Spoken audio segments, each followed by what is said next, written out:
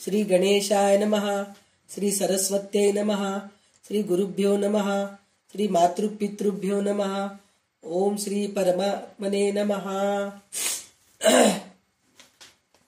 तर आपला दशक 8वा आणि समास 6वा आज सुरू होणार आहे. आपण कालपर्यंत 5 समास आपण संपूर्ण केलो. तर आता थोडं थोडं पुढे जात आहोत आपण.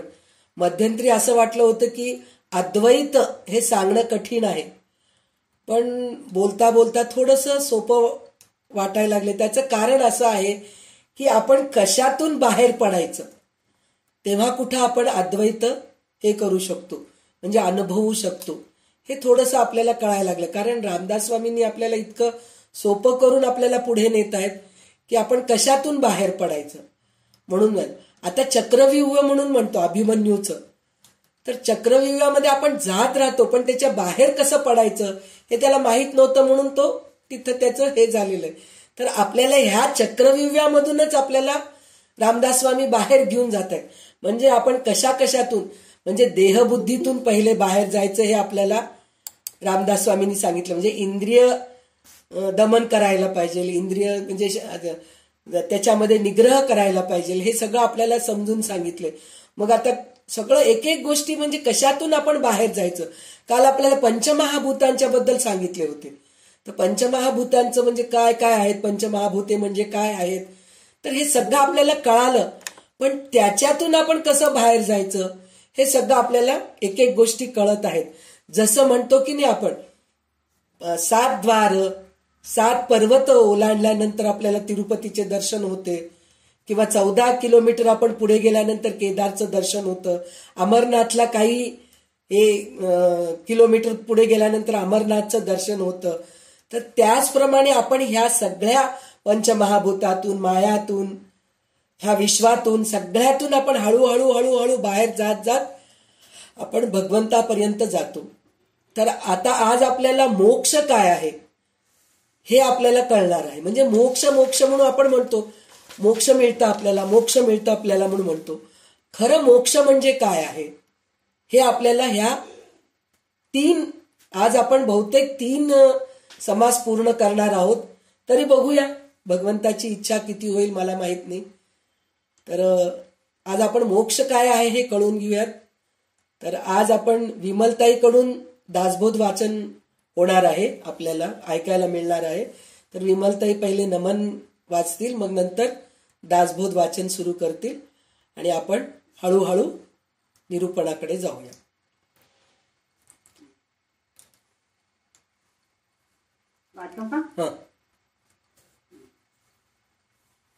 श्रीराम समर्थ.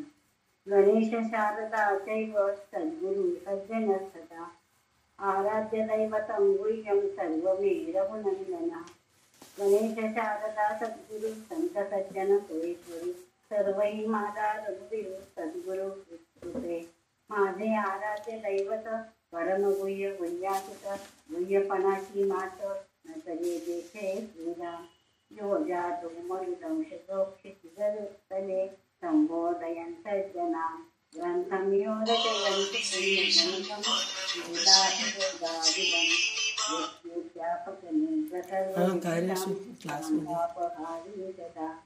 सोऽयं मुक्तिकरक्षितो विजयते श्रीरामदासो गुरुः. मला वाचते अंतरिता स्वावसावे तुझ्यादासी स्वाबोधवावे. अपत्यापरी पावती प्रेमग्रासा महाराजे या सद्गुरु रामदासा. ब्रह्मानंदं परमसुखदं केवलं ज्ञानमूर्तिं द्वन्द्वातीतं गगनसदृशं तत्त्वमस्यादिलक्ष्यम् एकं नित्यं विमलमचलं सर्वगीताभिभूतं भावातीतं त्रिगुणरहितं सद्गुरुतं नमामि. गुरुर्ब्रह्मा गुरुर्विष्णु गुरुर्देवो महेश्वरः गुरु साक्षात् परब्रह्म तस्मै श्री गुरुवे नमः. अनेन प्रियतां देवो भगवान् जानिष्ठपतिः श्रीरामचन्द्र पूर्वेषाम् अस्माकं कुलदैवतं. श्रोता वक्ता श्रीराम समर्थ. जय जय रघुवीर समर्थ. शुका सारिखे पूर्ण वैराग्य त्याचे स्थापली ज्ञान योगेश्वराचे कवी बांधिता सारी सामान्य ऐसा नमस्कार माझा सद्गुरु रामदासा जय जय रघुवीर समर्थ.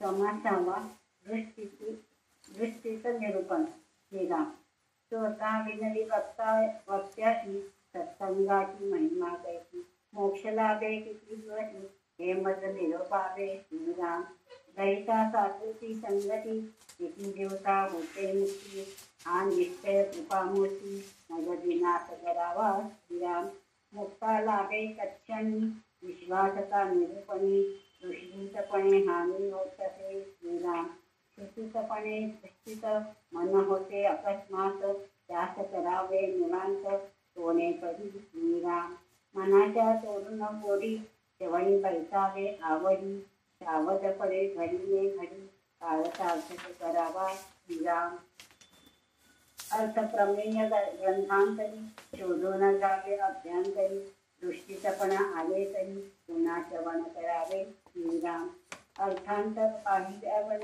उघे करी जो श्रवण तो श्रोता नवे पाषाण मनुष्य वेथे. श्रीराम येथे श्रोते मानसिक क्रिया आम्हास केले पाषाण तरी पाषाणाचे लक्षण सावधायका. श्रीराम पापुडा तुकडा कोरिला पाषाण घडून नीट केला दुसरे वेळेची पाहिला तरी तो तैसाची असे. श्रीराम टाकीने कपटी पोलिली ते मागती नाही जगली मनुष्याची कुबुद्धी झालेली तरी ते पुन्हा लागे. श्रीराम सांगता उगवून गेला पुन्हा मागता जगला या कारणे महांबटा पाषाण होता. श्रीराम ज्याच्या अवगुण ठरेना तो पाषाणाहून उणा पाषाण आवळा जाण पोटी गुणे. श्रीराम पोटी गुणे कैसा पाषाण त्याचेही ऐका लक्षण शेवटी करावे श्रवण सावधी होऊन. श्रीराम माणिक मोठी प्रवाळ पाठी वैडूर्य वज्रम्य गोमेद मन पैस केवळ पाषाण बोलीचे. श्रीराम याही वेगळे बहुत सूर्यकांत सोमकांत नाना मोहरे सुप्रचित औषधा कारणे. श्रीराम याही वेगळे पाषाण फले नाना रेती जे लागले वाफे खूप शेती झाले हरिहर मोती. श्रीराम याचा पाहता विचार पाषाण ऐकू नाही सार मनुष्य ते काय पामर पाषाणापुढे. श्रीराम तरी तो ऐसा नवे पाषाण जो अवित्र निस्कारण तया सारिके देहदान दृष्टीच अवक्तांचा. श्रीराम आता असं हे बोलणे भात होतो दृष्टीतपणाचे गुणी प्रपंचना परमार्थ. दृष्टीतपणे काय नसे दृष्टीतपणे चिंता वसे दृष्टीतपणे स्मरण नसे क्षण एक पाहता. श्रीराम दृष्टीतपणे चतुर्गिणे दृष्टीतपणे जन्म मरणे दृष्टीतपणाचे निगुणे हानी होगे. श्रीराम दृष्टीतपणे नवे साधन दृष्टीतपणे न घडे भजन दृष्टीतपणे नवे ज्ञान साधकांची. श्रीराम दृष्टीतपणे नवे निश्चय दृष्टीतपणे न घडे जय दृष्टीतपणे होयो क्षय आपुल्यास वहिताचा. श्रीराम दृष्टीतपणे न घडे श्रवण दृष्टीतपणे न घडे विवरण दृष्टीतपणे निरूपण हातीचे जाय. श्रीराम दृष्टीत बैठकाची तिथे तरी तो असतची नसे चंचल चपली पडिले असे मानस कयाचे. श्रीराम वेळे पिशाचे निरंतर अंधमुखे आणि बधिर तैसा जाणावा संसार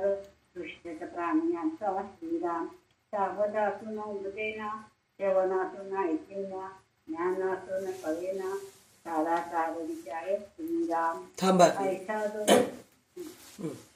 27 ओवी झालेले आहेत. एकूण आपले 54 ओवी आहेत या समासामध्ये. तर 27 ओवी आपले आता वाचून झालेलं आहे. तर ह्या समासाचं नाव दुश्चित आहे. दुश्चित म्हणजे काय तर अस्थिरता म्हणजे माणसामध्ये स्थिर बुद्धी नसते चित्त स्थिर नसतं त्याचं सतत चंचल वृत्तीचा असतो. हे करू का, ते करू का, काय करावं समजत नाही, ह्या देवाची पूजा करू का, त्या देवाची पूजा करू का, ह्या संताकडे जाऊ का, त्या संताकडे जाऊ का, असं ज्याची वृत्ती असते ना तो दुश्चित असतो. सुचित म्हणलं तर शांत, त्याचं चित्त शांत असतं. दुश्चित चित्त, खरं चित्त येते. चित्त म्हणजे बुद्धी आपली. जसं आपण चंचल बुद्धी नसते तो सुचित आहे, आणि ज्याची बुद्धी चंचल आहे तो दुश्चित आहे. तर ह्या समासामध्ये समर्थांनी दुश्चित काय आहे हे सांगितलं. म्हणजे आपली बुद्धी कशी दुश्चित आहे हे सांगितलेले. म्हणजे त्याला काहीच तो खरं बद्ध असतो, म्हणजे त्याला काहीच कळत नाही, सतत चिंता करत राहतो किंवा काळजीत राहतो, किंवा हे करू का, ते करू का, असं अस्थिरपणा त्याच्यामध्ये असतं. तर ह्याच्यामध्ये सगळ्यात पहिला प्रश्न काय आहे तर श्रोता विचारतो वक्त्याला, म्हणजे शिष्य गुरुला विचारतात की आपण जे समागम करतो, म्हणजे संत संगतींच्या सहवासात राहतो तर मोक्ष मिळते असं म्हणतात. पण सगळ्यांना मिळत नाही, कारण काय असं विचारतात. तुम्ही म्हणतात की सद्गुरूंच्या सहवासात राहिलं तर तुम्हाला मोक्ष मिळेल, किंवा ब्रह्मपदी जाताल तुम्ही, किंवा चांगलं मुक्ती मिळेल तुम्हाला, हे सगळं म्हणतात. पण माणसाचं वृत्ती अशी आहे, प्रवचनाला जाऊन येतात आणि घरी आलं की पुन्हा आपल्या ज्या वृत्तीमध्ये आहेत त्याच वृत्तीमध्ये येतात. तर ह्याचं कारण काय आहे असं म्हणून विचारतात. तर ते का आपल्याला ब्रह्मदर्शन होत नाही हे सगळं त्यांनी विचारलेले. तर त्यावेळेस हे काय म्हणतात, रामदास स्वामी कसं म्हणतात की निरनिराळ्या वस्तूकडे विषयांचे मन ओढले जाते, ते पहिले थांबवावे. म्हणजे आपण प्रवचन ऐकत असतो, सगळ्यांचे कोणाचेही प्रवचन ऐकत असतो, फक्त कानावर शब्द आपटतात, आत जात नाही. आत जाणं म्हणजे काय, ते ऐकून त्याप्रमाणे वागणं, हे जे आहे ना ते आत जाणं आहे. नुसतं कानावर शब्द आपटतात आणि निघून जातात. जसं पालथ्या घड्यावर पाणी म्हणतो की नाही, पालथं घागर नळाखाली ठेवलं आणि नळ सोडून ठेवलं तर नळाचं पाणी त्याच्यावर धबधब धबधब पडतं, पण सगळं बाहेर निघून जातं. पण जर घडा ओपन ठेवलं, म्हणजे उघडं करून ठेवलं, सरळ करून ठेवलं घागर, तर नळ सोडलं तर सरळ घागरीत पाणी जातं. त्याचप्रमाणे नळाचं पाणी म्हणजे जे प्रवचनकार सांगत असतात, जे संत सद्गुरू सांगत असतात, ते नळाचं पाणी आहे. आपलं जे डोकं आहे ते जर उघडं करून ठेवलं आपण तर त्याच्यात ते पाणी जातं. पण आपलं डोकं कधी पण आपण पालथं करूनच ठेवतो, तर ते पाणी कुठून जाणार त्याच्यातून. मग पाणी त्याच्यात गेलं नाही तर मग कुठून आपल्याला हे सगळं होणार, काही मिळणारच नाही. त्याच्यामुळे आपल्याला खऱ्या आवडीने श्रवण करायला पाहिजे म्हणून सांगतायत ते. वेळ वाया जाऊ न देण्याबद्दल सावध असावे, असा आपला काळ सार्थकी घालवावा. बसतो आपण 2-4 तास बसतो, त्याच्याबरोबर बसतो, त्यांच्या सहवासात बसतो, त्यांनी बोललेलं सगळं ऐकतो, पण त्याचा काही आपण उपयोगच करत नाही. मग ते वेळ वाया गेल्यासारखंच ना त्यांच्या सहवासात राहून आपण. मग तसं करू नये असं म्हणून म्हणतात. आणि नंतर काय म्हणतात ते की पाषाण म्हणजे काय, दगड. आपण माणूस जे आहे ना दगडापेक्षा बत्तर आहोत असं म्हणून सांगितलं. म्हणजे दगडाला काहीच फरक पडत नाही, पाणी घाला ओलं होत नाही, वाळवा वाळत नाही, असं असतं ते दगड. त्याला मारलं त्याला काही हे होत नाही. पण माणूस त्याच्यापेक्षा बत्तर आहे. त्याचं कारण काय त्याच्यापेक्षा बत्तर आहे म्हणून म्हणलं तर पाषाणाला आपण, शिल्पकार जो असतो ना तो ठोकून ठोकून ठोकून ठोकून त्याचे सगळे जे न लागायचे दगडाचे तुकडे ते काढून छान मूर्ती बनवतात. तर ते मूर्ती तयार केल्यानंतर किती सुंदर दिसते ती मूर्ती. त्याला पुन्हा जाऊन ते चिटकत नाही. जे तोडलेले जे दगडाचे तुकडे आहेत ना ते आपण होऊन जाऊन चिटकत नाही. पण माणसाचं कसं असतं माहितीये का, सद्गुरूंकडे जातात, सद्गुरूंकडे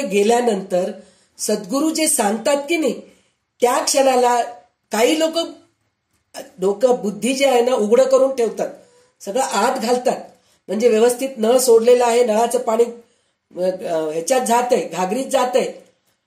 पण नंतर काय होतं, पुन्हा ते प्रवचनातून बाहेर आल्यानंतर पुन्हा जे आपले काळजी, पुन्हा आपले भविष्याचे विचार, हे सगळे पुन्हा येऊन आपल्याला चिटकतात. दगडाला चिटकत नाही, पण हे आपणहून येऊन चिटकतात. काळजी, चिंता, हे पैसा, अडका, ममता, माया, हे सगळं येऊन चिटकतात. म्हणजे ह्याचा अर्थ काय आहे, आपण दगडापेक्षा बदतर आहोत. शिल्पकार दगडाची मूर्ती बनवतात, ते सुंदर होतं, पण आपलं जे डोकं जे आहे ना, आपली बुद्धी जी आहे ना, ते दगडापेक्षाही बेकार आहे, असं म्हणून ते सांगतायत. तर आता ह्याच्यामध्ये दगडामध्ये त्यांनी मोती, माणिक, प्रवाळ, पांच, वैडूर्य हे सगळं त्यांनी सांगितलेलं आहे. म्हणजे कोणत्या प्रकारचे दगड आहेत हे सगळं सांगितलेलं आहे. तर प्रत्येक दगडामध्ये, हिऱ्यामध्ये सुद्धा तुम्ही छान असं हे केलं तर त्याचा दागिना बनतो. पा किती छान दागिने बनतो. वैडूर्य म्हणतो आपण, मोती म्हणतो. प्रत्येक वस्तू जे दगडाचे म्हणून म्हणलेले आहेत ते सगळं चांगलं उपयोगाला येतं. पण माणसाची बुद्धी जी आहे की नाही, ती बुद्धी मात्र कितीही करा पुन्हा आपण माया ममतेमध्ये अडकत राहतो. तर त्याच्यामुळे आपल्याला भगवंतापर्यंत आपण जाऊ शकत नाही. त्याचं कारण ते श्रोत्यांनी विचारलेलेच ते प्रश्न आहे ना. तर सगळ्यांना का होत नाही? संत समागम केलं तर कुठल्या तरी लाखातून एकाला, 100तून एकाला, 1000तून एकाला कोणाला तरी ब्रह्मदर्शन होतं, साक्षात्कार होतो, आत्मसाक्षात्कार होतो असं आपण म्हणतो. सगळेजणी जातात, सगळ्यांना का होत नाही? आता भागवत कथामध्ये जेव्हा धुंदुककारी जो असतो तो पिशाच्य होतो. आपण गोकर्ण महात्म्य वाचतो पहिले ह्याचं वाचताना, भागवत वाचताना. तर त्यावेळेस त्याचा भाऊ जो असतो गोकर्ण, तो काशीहून येऊन सगळ्या ऋषीमुनींना विचारतो की माझा भाऊ पिशाच्य योनीमध्ये अडकलेला आहे, त्याला त्याच्यातून बाहेर काढायचं, तर त्याच्यासाठी मी काय करू? तर त्यावेळेस सगळे ऋषीमुनी म्हणतात की भागवत सप्ताह कर, तू केलास तर तुझ्या भावाला मुक्ती मिळेल, मोक्ष मिळेल त्याच्यातून. तो बरं म्हणतात ते. म्हणल्यानंतर तो धुंदुककारी जो आहे की नाही, आता त्याला पण मोक्ष प्राप्तीची इच्छा होती. तर तो काय करतो, सगळं ठिकाणी बसायला बघतो, तर इतके लोक जमलेले असतात. म्हणतात ना, नदी, झाडं, पर्वत सगळे मनुष्य रूपामध्ये येऊन बसलेले, देवी देवता भागवत ऐकण्यासाठी म्हणून. तर ह्याला जागाच मिळत नाही. तर तिथे एक कोपऱ्यामध्ये एक लाकूड असतं, बांबूचं लाकूड असतं. त्याला 7 हे असतात, वेळू म्हणतात ना ते, असं त्याला गोल गोल गोल गोल असतं ते. तर ते 7 ह्याच्यामध्ये सगळ्यात खालच्या ह्याच्यात तो जाऊन बसतो, जागा मिळालं नाही म्हणून.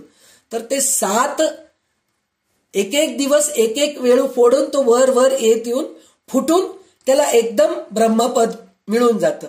ब्रह्मपद मिळून गेलं तर सगळे देवी देवता, नदी, पर्वत आणि आजूबाजूला असलेले सगळे जनसमुदाय, ऋषी मुनी सगळे ऐकलेले येऊन म्हणतात, आम्ही पण सगळे मनाने ऐकलो, पण आम्हाला का आलं नाही पुष्पक विमान घेऊन जायला? फक्त गोकर्णालाच का आलं? सॉरी, धुंदुकारीलाच का आलं? म्हणून म्हणलं तर त्यावेळेस गोकर्ण म्हणतात की तो मनापासून ऐकलेला आहे आणि 7 बंधन तोडून तो वर निघून गेलेला आहे. 7 बंधन काय आहे आपल्यामध्ये? हे 7 बंधन म्हणजेच माया, ममता, पैसा, अडका, मुलं, बाळ, नातेवाईक, घर, दार, हे सगळे आपले बंधन आहेत. 7 बंधन आहेत. हे 7 बंधन तोडून जर आपण गेलो तर आपण पण ब्रह्मपदात जातो. तर हे 7 आपण तोडत नाहीत म्हणून आपण अडकून राहतो असं म्हणून सांगितलेलं आहे.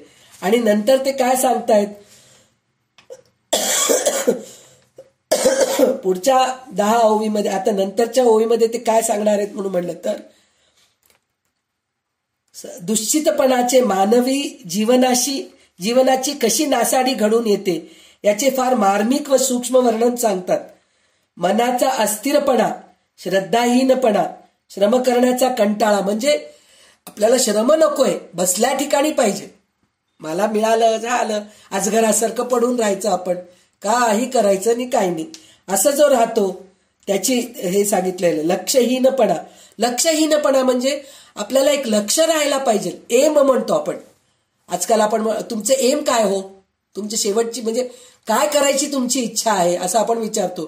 तर काही लोक म्हणतात मला वकील होऊन जज व्हायचं मला इच्छा आहे. काही लोक म्हणतात मला डॉक्टर व्हायचंय, सर्जन व्हायचंय, मला हार्ट सर्जरी करायचंय. काय प्रत्येकाचं एक आहे. पण आपण जे आध्यात्मिक लोक आहोत, अध्यात्मच्या ह्याच्यामधून रस्त्यावरून आपण जात आहोत, तर आपलं लक्ष काय आहे, आपलं एम काय आहे. तर आम्हाला कशाचं काही नको. आम्हाला फक्त ब्रह्मपद पाहिजे, आत्मसाक्षात्कार व्हायला पाहिजे आणि मोक्ष पाहिजे. आम्हाला चांगली गती तर मिळणारच आहे, कारण इतक्या आपण अहंकारामध्ये असतो की आम्हाला चांगली गती मिळणारच आहे, कारण आम्ही काही वाईटच केलो नाही. आपली पाठ आपल्याला दिसत नाही ना, आपण काय वाईट करतो तर आपल्याला कळत नाही. तर आपल्याला असं वाटतं की मी काही वाईट करतच नाहीये, मला चांगली गती तर नक्कीच मिळणार आहे, पण मला मोक्ष पाहिजे, हे माझं लक्ष आहे असं म्हणून म्हणतो. पण ते लक्षहीन असतात. दुश्चित मनाचे जे असतात ना, त्यांना काही लक्षच राहत नाही, असे ते लक्षहीन आहेत. चित्ताची व्यग्रता, विचारांचा घोटाळ, निश्चितपणाचा अभाव इत्यादी घातक मनोवृत्ती दुश्चितपणाचे दाखवले जातात. म्हणजे आता पुढचे जे ओवी आहेत त्याच्यामध्ये सगळं हे दाखवलेलं आहे. म्हणजे त्याच्यामध्ये काय काय असतं तर त्यांनी म्हणतात की दुश्चितपणामुळे जीवन नकोसे वाटते, ते शत्रूसारखे ताप देते, जन्ममरण पाठीशी लागते, सर्व दृष्टीने नुकसान होते. दुश्चितपणामुळे साधना घडत नाही, भजन घडत नाही, साधकाला आत्मज्ञानाची प्राप्ती होत नाही. कशाला होत नाही तर हेच काळजी, ममता, माया ह्या गोष्टीत आपण अडकून असतो, म्हणून ह्या सगळ्या गोष्टी आपल्याला होत नाही. म्हणजे दुश्चित म्हणजे अस्थिरपणा. दुश्चितपणामुळे आपल्याला काय होतं, श्रवणही होत नाही नीट. म्हणजे बुद्धी दुसरीकडे, मन दुसरीकडे, तर आपल्याला ऐकणंही होत नाही धड. चांगलं मनाने आपण ऐकू पण शकत नाही असं होतं. मग ऐकलोच नाही तर मग परमार्थ आपण डोक्यात साठवून काय ठेवणार. म्हणजे जे घागर आहे ते उलटच ठेवून दिलो तर घागरीत पाणी कुठून भरणार. त्या घागरीला सरळ केलं तरच त्यात पाणी भरेल ना.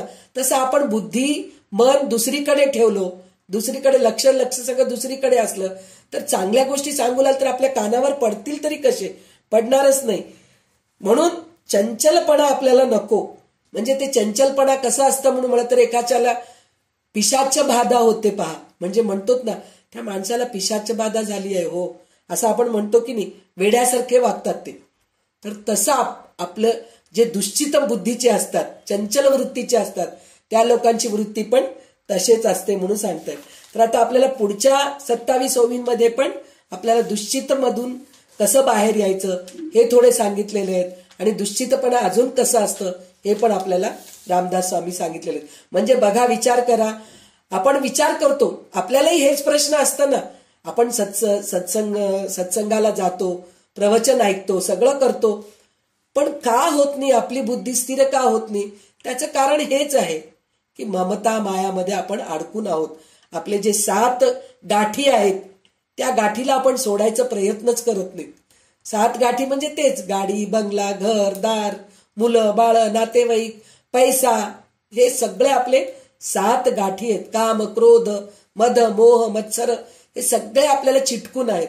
तर हे सगळं सोडलं तरच आपण सत्संगामध्ये गेल्यानंतर सुद्धा चांगलं व्हायचं. म्हणजे ह्या 7 गाठींना सोडावं तरच आपल्याला ब्रह्मदर्शन होतं, हे आपल्याला रामदास स्वामी सांगत आहेत. तर पुढचे 27 ओवी तुम्ही वाचून घ्या, पूर्ण संपूर्ण हे वाचा. आयसा जो दृष्टीचा आळसी, परलोक कैसा त्यासनी, दयाचे गेली आहिरनिशी, आळस वसे श्रीराम. दृष्टीचापणापासून सुटला, तरी तो सगळेचा आळस झाला. आळसाचे प्राणी आला, संतती नाही श्रीराम. आळसे गाठला विचार, आळसे बुडाला आचार, आळसे नवे पाठांतर, काही गेल्या श्रीराम. आळसे घडेना श्रवण, आळसे नवे निरूपण, आळसे परमार्थाची गुण, मळीण झाली श्रीराम. आळसे नित्यनेम राहिला, आळसे अभ्यास बुडाला, आळसे आळस वाढला, असंभाव्य श्रीराम. आळसे गेली जाणण्यासाठी, आळसे मळीण झाली पृथ्वी, आळसे विवेकाची गती, मंगळाली श्रीराम. आळसे निद्रा वाढली, आळसे वासना विस्तारली, आळसे शून्याकार झाली, सद्बुद्धी विषयाची श्रीराम. सृष्टीतपणासवे आळस, आळसे निद्रा विळास, निद्रा विळासे केवळ नाश आयुष्याचा श्रीराम. निद्रा आळस दृष्टीतपण हेची मूर्खांचे लक्षण, येणे कैसा निरूपण उमजे विनाश श्रीराम. हे तिन्ही लक्षणे जेथे विरत कैसा असेल तेथे अज्ञानास या करते सुखचे नाही श्रीराम. सुधा लागतात जेवूला, जेवून उठता आळसाला, आळसे येता निजेला सावकाश श्रीराम. निजून उठतात दृष्टीत सदा नाही सावचित्त, तेथे कैसे आत्महित निरूपणी श्रीराम. मर्कटापाठी दिले रत्न, विषाच्या हाती निदान, दृष्टिकापुढे निरूपण तयापरी होते श्रीराम. आता असो हे उपपत्ती, आशंकेचे गुणगती, पिताची दिवसा होते मुक्ती, सज्जनाचे निसंगे श्रीराम. ऐका याचे प्रत्युत्तर, कथेची व्हावे निरोत्तर, सत्संगाचा विचार ऐसा असे श्रीराम. लोहो पदिसेशी लागला, शेंबुटा सागरी मिळाला, गंगे सहिते संगम झाला, सत्यमी श्रीराम. सावध साक्षेपी आणि लक्ष, इतरासते अलक्ष, लक्षिले नवसे श्रीराम. येथे शिष्य प्रज्ञास केवळ प्रज्ञावंता नलगे देया, अनन्यास तत्काळ मोक्ष लाभे श्रीराम. प्रज्ञावंत आणि अनन्य तयास न लगे एक क्षण, अनन्य भावाचे विण प्रज्ञाकोटी श्रीराम. प्रज्ञे विण अर्थ न कळे, विश्वासे विण वस्तू न कळे, प्रज्ञा विश्वासे कळे देहाभिनाभ श्रीराम. देहाभिमानाचे अंती, सहजती वस्तुप्राप्ती, सत्संगे सद्गती विलंबची नाही श्रीराम. सावध साक्षकी विशेष, प्रज्ञावंत आणि विश्वास तयास साधने सायास करण्याची न लगे श्रीराम. इतर भाविक सावरे, जयासही साधने मोक्ष जोरे, साधू संगे तत्काळ पुरे विवेक दृष्टी श्रीराम. करीते साधन मोडू नये, निरूपणाचा उपाय निरूपण लागे सोय सर्वत्रासी श्रीराम. आता मोक्ष आहे कैसा, कैसी मी स्वरूपाची दशा, त्याचे प्राप्तीचा भरवशा श्रीराम. ऐसे निरूपण प्रांजळ, पुढे बोलिलो असे सफळ, ज्योती होऊन निश्चळ अवधान द्यावे श्रीराम. अवगुण त्यागावया कारणे, न्यायनिष्ठुर लागे बोलणे, ज्योती गोपन धरणे ऐकल्या वचनाच्या श्रीराम. श्री दास बोले, गुरु शिष्य संवादे, दृष्टीत निरूपण नाम श्रीराम. तर आता आपल्याला इथं रामदास स्वामी आपल्याला काय सांगितलेले आहेत? आळसपणा पण सांगितलेले आहेत. दुश्चित मन म्हणजे काय? चंचल वृत्ती, हे करू का ते करू का, भविष्याची काळजी, हे सगळं दुश्चित मनाचे प्रकार आहेत. पण त्याच्यामध्ये एक आळस सुद्धा आहे आपल्यामध्ये. आळशी काही काय हो, कशाला उगीच ते देवाची पूजा करत बसायचं, काय गीता वाचायचं काय अर्थ आहे म्हणून. एकदा गीता वाचलं की झालं की दररोज एक अध्याय वाचतोय हो आम्ही गीता. तर जे लोक दुश्चित वृत्तीचे असतात ते लोक काय हो, एक अध्याय वाचलं की तुम्हाला काय हे झालं काय, ब्रह्मज्ञान झालं काय? अहो त्याला खूप अभ्यास करावा लागतं. एक अध्याय वाचलं की संपला असं समजून घेऊ नका बरं का. म्हणजे तुम्ही करत नाहीत, दुसरे करू लागले तरी त्यांना काहीतरी असं बोलून दाखवतात. तर त्यावेळेस आपल्याला असं वाटतं की अरे हो खरंच हे सांगू लागले खरंय, मी दररोज एक अध्याय वाचतेय, दुसऱ्यांचं पण वाचतेय हो मी, माझं एकटीच नाही, दुसरे कोणीतरी वाचत नाही म्हणत तर त्यांचं पण मी वाचतेय. पण काय माझं मन स्थिरच होत नाहीये, सोडून टाकू की काय, अशी वृत्ती पण आपली होऊन जाते एक एकदा. म्हणजे ते म्हणलेत ना, पाषाणाचं जे तुकडे तोडलेले ते येऊन चिटकत नाही, पण आपली जी दुश्चित वृत्ती आहे, म्हणजे आपण जे चांगलं विचार करत असतो, कोणीतरी येऊन काहीतरी आपल्याला सांगतात, तर त्यावेळेस आपली बुद्धी पण बिघडते. खरंच काही होत नाही, मग कशाला वाचायचं, सोडून द्या, उगीच कंटाळा, आळस, असं आपल्याला होऊन जातं. तर हे आळस राहू नये, आळसपणा राहू नये. म्हणजे आळसाने काय काय होतं, नित्य नेम घडत नाही, प्रवचन ऐकून घेतलं तर त्याचं हे होत नाही, प्रवचनाला जायचं कंटाळत, कोण जावं, ते ऑटो करून जावं, ऑटो मिळत नाही, पुन्हा येताना मिळत नाही हो, अंधार होऊन जातं, घरी आल्यानंतर पुन्हा स्वयंपाक करा, जेवा, हे सगळं कोण करत बसलं हो? त्याच्यापेक्षा घरी बसलं, टीव्ही बघितलं होऊन जातं ना. ते काय अडलंय, काही हे नाहीये असं म्हणून कंटाळा येऊन जाते. मग ते खूप खात बसावं वाटतं. घरी बसलं की आता असं आपण म्हणतो ना, 4 लोकांमध्ये गेलं म्हणून म्हणलं तर छान बोलण्यामध्ये वेळ निघून जातो. पण घरी बसलं की हे खाऊ का, ते खाऊ का, हे करू का, ते करू का, अशी आपली वृत्ती होऊन जाते. मग ते सगळं आळसमध्येच येतं. हे सगळ्या गोष्टी झोपून राहावं वाटतं, नुसतं झोपून राहावं वाटतं. मग ते झोपून राहणं पण वेस्ट आहे. म्हणजे ह्या सगळ्या गोष्टीतून आपण काहीही करू शकत नाहीत म्हणून म्हणतायत. तर त्याच्यामध्ये आळसाने झोप घेण्याची सवय वाढते, वासनांचा विस्तार होतो, म्हणजे आपल्याला वासना वाढत राहतात. त्याच्यानंतर काय, निश्चय करण्याची जी सद्बुद्धी असते ती शून्याकार बनते. माणसाच्या बुद्धीला 2 बाजू आहेत, इंद्रियांच्या द्वारातून आत येणारी आणि दृश्य जगाची माहिती व्यवस्थितपणे रचून दृश्य वस्तूचे ज्ञान करून देणारी एक बाजू.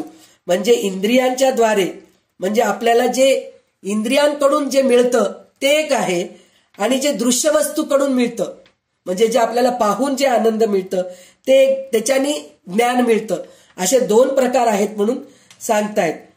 तर त्याच्यामध्ये बुद्धीच्या या दुसऱ्या बाजूला सद्बुद्धी किंवा प्रतिभा म्हणतात, आणि दृश्य वस्तूवरून वृत्ती काढून घेऊन अंतर्मुख स्वरूपाकडे पाहणारी दुसरी बाजू आहे. म्हणजे आपण अंतर्मुख व्हायला पाहिजे. सगळं आपण दुसऱ्या गोष्टीकडे लक्ष असतं आपलं, अंतर्मुख व्हायला पाहिजे. मी कोण आहे, मी कशासाठी जन्म घेतले, मला काय करायचंय, माझं ध्येय काय आहे, माझं लक्ष काय आहे, ह्या गोष्टीकडे आपण लक्ष दिलो तर खरोखर आपण मोक्षपदीला जातो आणि ब्रह्मदर्शन आपल्याला नक्कीच होते असं म्हणून सांगतात. तर अजून एक गोष्ट त्यांनी काय सांगितलेले आहे, अज्ञानी माणूस भूक लागली की पोटभर जेवतो, जेवून उठलं की त्याला सुस्ती येते, आळस येतो, आळस आला की तो स्वस्तपणे निजतो. म्हणजे जेवण झालं की आपण म्हणतो ना, पोटभर जेवलोत बाबा, आज मस्त झोपूयात असं म्हणून म्हणतो आपण. तर झोपून उठला की त्याचे मन व्यग्र असते, कशाकडेही त्याचे लक्ष लागत नसते. अशा अवस्थेमध्ये निरूपण ऐकून आत्महित करून घेईल असं शक्यच नाही म्हणून म्हणतायत. म्हणजे आपण जे आहेत ना ह्याच वृत्तीचे आहोत. मस्त जेवावं, छान आज स्वयंपाक केले हो, ठेचा केले, मस्त भाकरी पिठलं केले, मस्त कांदा ठेचून मस्त जेवते आणि मस्त झोपते. पहा आता काय 3 वाजता उठायचं कशाला, आणि काय ते प्रवचन ऐकत बसायचं होते, काय दासबोध एकदा ऐकलं की आपल्याला हे होतं काय, सोडून द्या, मस्त झोपून, पुन्हा कधी येतं की नाही की मस्त झोप येऊ लागले, झोपून घ्या म्हणून असं आपली वृत्ती होऊन जाते. मग ते काय, मग ते झोपून उठल्यानंतर मग कधीतरी 4 वाजता आपल्याला जाग येते. 4 वाजता अरे क्लास होतं नाही, आपण जाऊ दे, बघूत ऑन करून तरी बघूत, संध्याताई जॉईन करून घेतलं तर ऐकूत काहीतरी म्हणून विचार करतो. पण ते ऐकायची बुद्धीच राहत नाही, कारण डोकं बधीर होऊन गेलेलं असतं, इतकं आळस भरलेलं असतं. म्हणजे ह्या सगळ्या आळस बुद्धीमध्ये आपण धड संसारही नीट करत नाहीत, धड हे धड करत नाहीत, म्हणजे प्रपंचही नीट करत नाहीत, परमार्थही नीट करत नाहीत. आपली अशी वृत्ती होऊन जाते. म्हणून हे आळस सोडून आपण हे करायला पाहिजे म्हणून सांगितलंय. आणि सगळ्यात पहिले श्रोत्यांनी काय विचारले की समागम केला असता मुक्ती मिळण्यास किती दिवस लागतं, म्हणजे संत संगतीमध्ये राहिलो तर आपल्याला मुक्ती किती दिवसात मिळते म्हणून विचारले. तर त्याचं उत्तर आता आपल्याला रामदास स्वामी कसे सांगतायत, म्हणजे लोखंड परिसाला लागते, पाण्याचा थेंब समुद्रात पडला, एक नदीला जाऊन मिळाली, एक नदी गंगेला जाऊन मिळाली, ज्या क्षणी हे घडते त्या क्षणी लोखंड सोने बनते. म्हणजे लोखंड परिसराला लागलं की लोखंड सोनं बनतं.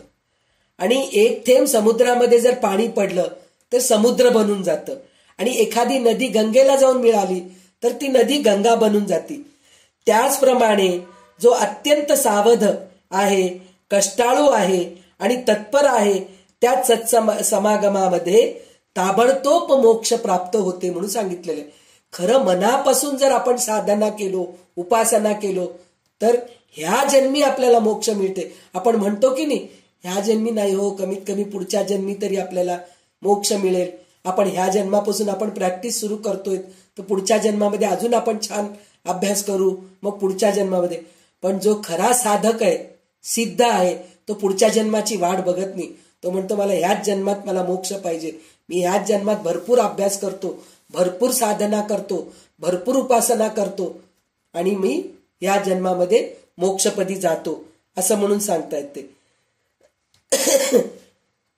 तर ज्याची बुद्धी अत्यंत सूक्ष्म आहे आणि जो अनन्य होऊ शकतो, त्या स्वरूप साक्षात्कार होण्यास एक क्षण देखील लागत नाही.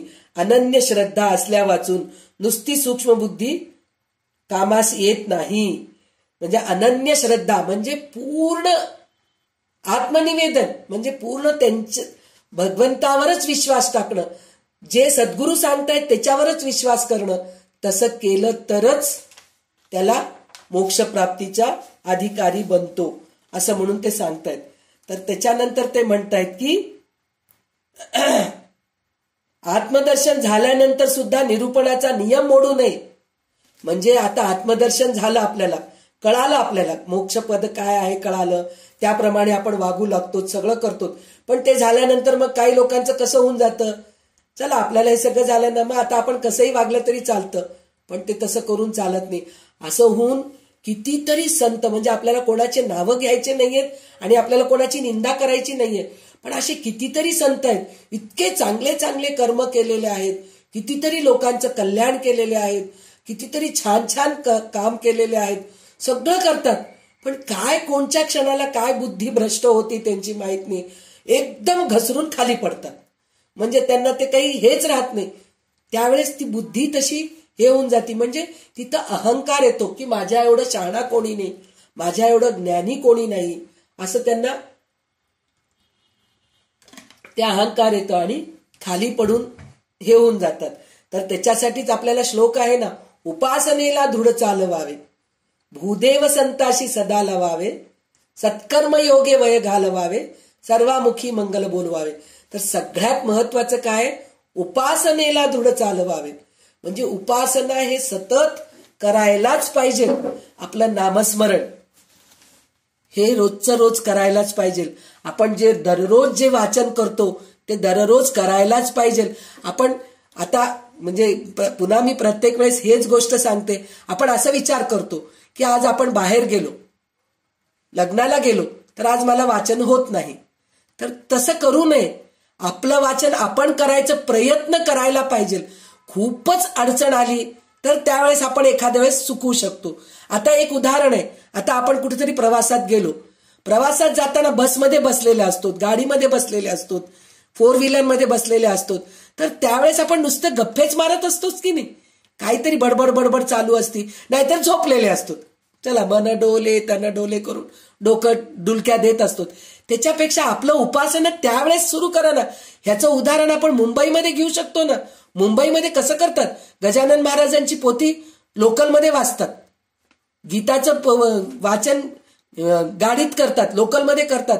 त्यांची घरची भाजी निवडायचंय तर लोकलमध्ये बसून निवडतात, म्हणजे वेळ वाया घालवत नाहीत. पण आपण कसे आहेत, आळशी आहोत आपण.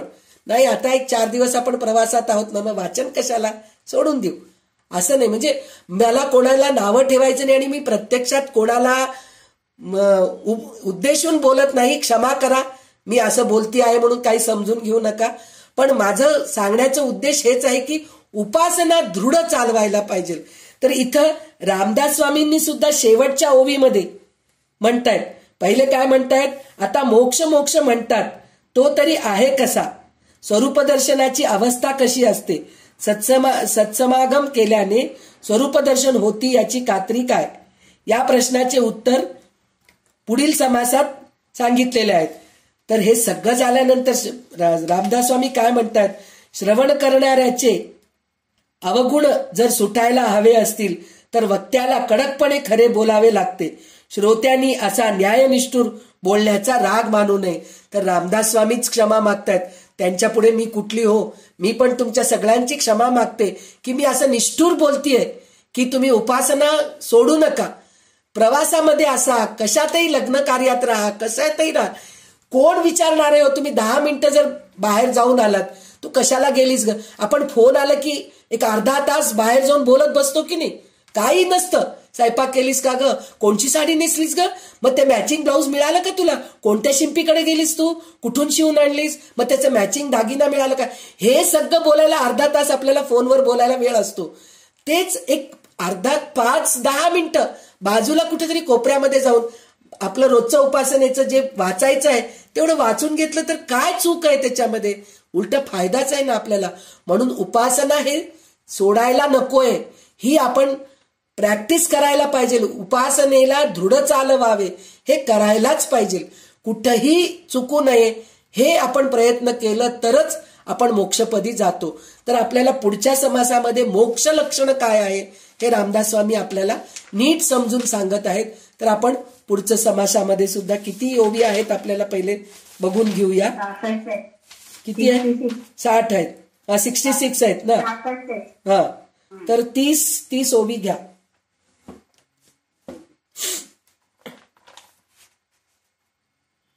दशकाठवा समास तत्व मोक्ष लक्षण. श्रीराम. माघा क्षत्रियांचा पक्ष हिता दिवसा होता मोक्ष, त्याची कथा श्रोते दक्ष होऊन ऐका. श्रीराम. मोक्षात पैसे जाणारे, मोक्ष कोणाच म्हणावे, सत्संगे पावावे मोक्षात पैसे. श्रीराम. तरी बद्ध म्हणजे बांधला आणि मोक्ष म्हणजे मोकळा झाला, तो संत पैसा लादला तेही ऐका. श्रीराम. प्राणी संकल्पे बांधला, जीवपणे बद्ध झाला, तो विवेके मुक्त केला साधुजनी. श्रीराम. मी जीव ऐसा संकल्प, दृढ दैदा गेले कल्प, तेने प्राणी झाला अल्प, देहबुद्धीचा. श्रीराम. मी जीव मद बंधन, मद आहे जन्म मरण, केल्या कर्माचे फळ आपण भोगिना आता. श्रीराम. पापाचे फळ ते दुःख आणि पुण्याचे फळ ते सुख, पाप पुण्य आवश्यक भोगणे लागे. श्रीराम. पाप पुण्य भोग सुटेन आणि गर्भवासही सुटेन, ऐशी जयाची कल्पना दृढ झाली. श्रीराम. तया नाव बांधला, जीवपणे बद्ध झाला, दैसा स्वय बांधून पोचला मृत्यू पावे. श्रीराम. तैसा प्राणी तो अज्ञान, नेणे भगवंताचे ज्ञान, म्हणे माझे जन्म मरण तुटे दिना. श्रीराम. आता काही दान करू, पुढील जन्माचा आधार, तेणे सुखरूप संसार होईल माता. श्रीराम. पूर्वी दान नाही केले म्हणून दरिद्र प्राप्त झाले, आता तरी काही केले पाहिजे की. श्रीराम. म्हणून मी दिले आणि म्हणे आता कोटी बळे पावेन पुढे. श्रीराम. कुशावरती कुरुक्षेत्री महिमा ऐकवण दान करी, आशा धरिले अभ्यांतरी कोटी गुणाची. श्रीराम. लोका अडका दान केला, अतितास तुकडा घातला, म्हणे माझा देह झाला कोटी तुकड्यांचा. श्रीराम. तो मी खाईन पुरीले जन्मी, ऐसे कल्पी अंतर्यामी, वासना गुंतनी जन्म करली प्राण्यांची. श्रीराम. आता मी जे देईन ते पुरीले जन्मी पावेन, ऐसे कल्पी तो अज्ञान बद्ध जाणावा. श्रीराम. बहुता जन्माचे अंती, होय नरदेहाची प्राप्ती, येथे न होता ज्ञाने तत्त्वची, गर्भवास सुटेना. श्रीराम. गर्भवास नरदेही खरे, ऐसे हे सर्वथा न घडे, अकस्मात भोगणे पडे पुन्हा निसर्जोनी. श्रीराम. ऐसा निसर्गशास्त्रांतही बहुती केला बहुतांपरी, नरदेह संस्कारी परम दुर्लभासे. श्रीराम. पाप पुण्य समता घडे, सहित नरदेह सोडे, केरली हा जन्म न घडे, हे व्यास वचन भागवती. श्रीराम. श्लोक. नरदेह माध्यम सुलभम दुर्लभम, लवम विकल्पम गुरुकर्णधारम, मयानुकूलेन नमस्वस्तेतं, पुन्हा न भवाब्धिं न तरेत्तर आत्महा. नरदेह दुर्लभ, अल्पसंकल्पाचा लाभ, गुरु कर्णधारी सर्वांचे सुख पावली. देव अनुकूल नवे गया, स्वये पापी तो प्राणिय, भवाब्धी न तरवे तया, आत्महत्तरा बोलते. श्रीराम. ज्ञानेन प्राणियांची जन्म मृत्यू लक्ष सौयांची, विटुक्या आत्महत्या त्याची, म्हणून आत्महत्याला. श्रीराम. नरदेही ज्ञानेन सदा न चुके जन्म मरण, भोगणे तागती दारुण नाना नीच योनी श्रीराम ही समर्कट श्वान अश्व वृषभ मैत्राथर काक कुर्कुट जंबुक मार्जर सरदा बेडू समक्षित श्रीराम इत्यादी नीचे योनी ज्ञान नसता भोगणे जनी आशादनी मूर्ख प्राणी पुढे या जन्माची श्रीराम हा नरदेह पडता तोची पाविजे मागता ऐसा विश्वास दयिता लाग नाही श्रीराम कोण पुण्याचा संग्रह हे पुन्हा पाविजे नरदेह दुराशा धरिली पाहो पुढे या जन्माची श्रीराम ऐसे मूर्ख अज्ञानजन केले संकल्पे बंधन शत्रू आपण ती आपण होऊन गेला श्रीराम श्लोक आत्मैव आत्मनो बंधुरात्मैव त्रिपुरात्मना ऐसे संकल्पाची बंधन संतसंगे सुते जाण ऐक तयाचे लक्षण सांगितले श्रीराम या पाचाभूतांचे शरीर निर्माण झाले सचराचर प्रकृती स्वभावे जगदाकार वर्तू लागे श्रीराम देह अवस्था अभिमान स्थाने भोग मात्रा गुण शक्ती आदी करून लक्षण चौपुटे सत्वांचे श्रीराम. थांबा इथं. तर आता आपल्याला इथं मोक्ष आणि मागच्या ह्याच्यामध्ये प्रश्न काय विचारले, मोक्ष पदरात पडण्यास किती दिवस लागतात. तर त्याचं उत्तर त्यांनी कसं सांगितले, मोक्षाला कसे ओळखावे, मोक्ष कशाला म्हणतात, संगाने मोक्ष कसा काय प्राप्त होतो, या प्रश्नाची उत्तर आपल्याला ऐकायची आहेत आपल्याला. तर इथं आपण इतके दिवस आपण बद्ध, मुमुक्ष, साधक, सिद्ध हे 4 लक्षणं आपण बघितलेले आहोत. तर म्हणजे बद्ध म्हणजे काय, काहीच माहित नाही अशा वृत्तीचे लोकांना आपण बद्ध म्हणलो. नंतर मुमुक्षू म्हणजे काय, त्या बद्धातून आपण बाहेर निघतो. म्हणजे आता आपल्याला गीता वाचायची आवड लागतीये, गीतेमध्ये काय आहे बघायचंय आपल्याला, दासबोध ग्रंथ काय आहे, दासबोध ग्रंथ कोणी लिहिलेलं आहे, त्या ग्रंथामध्ये काय विशेष आहे, ज्ञानेश्वरी म्हणजे काय आहे, ललिता सहस्रनाम म्हणजे काय आहे, हे सगळं आपण मुमुक्षूच्या ह्याच्यामध्ये जातो. नंतर साधक बनतो. साधक बनल्यानंतर साधक बनणं म्हणजे काय, उपासना सुरू करतो, साधना सुरू करतो. म्हणजे जे आता आपण हे जे वाचन वगैरे सुरू करायचंय हे सगळं साधकामध्ये. मग ते साधक बनल्यानंतर त्याच्यामध्ये उपासना दृढ चालवलो आपण, सतत जर उपासना करत गेलो तेव्हा कुठं आपण सिद्ध होतो. हे आपण 4 लक्षणं बघितलेले आहोत. पण इथं रामदास स्वामी बद्ध कशाला म्हणलेत हे बघा. म्हणजे त्याच्या पुढच्या स्टेजमध्ये आपण गेलेले आहोत. म्हणजे आतापर्यंत बद्ध म्हणजे काय म्हणून विचार केला होतो आपण, की काहीच माहित नाही, बिचारा भोळा आहे तो बद्ध आहे. पण इथं तसं म्हणलेलं नाहीये, सगळं माहित असतं पण बंधनामध्ये जो अडकून राहतो तो बद्ध आहे. आणि मुक्त कोण आहे, मोक्ष कोण आहे, त्या बंधनातून सगळं मुक्त, बंधन तोडून जो बाहेर निघतो त्याला मोक्ष प्राप्ती होते असं म्हटलेलं आहे. तर आपण सुद्धा बद्धच आहोत, कारण आपण सगळ्या बंधनामध्ये अडकून आहोत. आपल्याला काय वाटलं होतं जेव्हा आपण हे 4 लक्षणं बघितलं होतं की नाही, बद्ध, मुमुक्षु, साधक, सिद्ध, तर आपण आता बद्ध नाहीयेत हो, मुमुक्षुच्या लाईनीत आलोत. काही लोक म्हणले आता आम्ही थोडं मुमुक्षुच्या लाईनीमध्ये आलो होतो, आता कळायला लागलं आम्हाला काय वाचावं, काय वाचलं तर काय असतं, हे सगळं आम्हाला आता कळायला लागलं हो. आणि काही लोक म्हणले नाही आता आम्ही साधक पण बनतोय हळूहळू, कारण आम्ही साधना सुरू केलोय, उपासना सुरू केलोय. पण रामदास स्वामी म्हणतात कुठलं साधना आणि कुठलं मुमुक्षु, सगळे बद्धच आहेत, कारण बंधनामध्ये अडकून येत आपण, कशाच काही हे नाहीये. तर रामदास स्वामी आपल्याला म्हणतायत की बद्ध काय आहे. तर ह्या बद्धाचं एक त्यांनी इतकं चांगलं हे सांगितलंय की प्राणी संकल्पाने बाजूला जातो, मी जीव आहे असा बद्धपणा त्याला येतो. म्हणजे संकल्प करतो आपण, हे करूया ते करूया.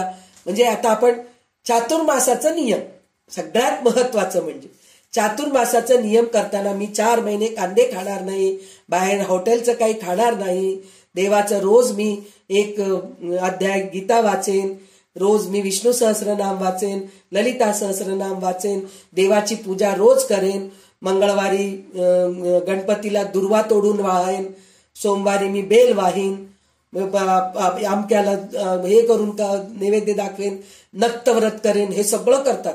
आणि जसं चातुर्मास संपलं, कार्तिक द्वादशी संपली की चला आज पार्टी. इतकं दिवस 4 महिने झाले हो, काहीच मी बाहेरचं खाल्ले नाही, कांदा बिंदा काही खाल्ले नाही, चला आज जाऊया आपण मस्त पार्टी.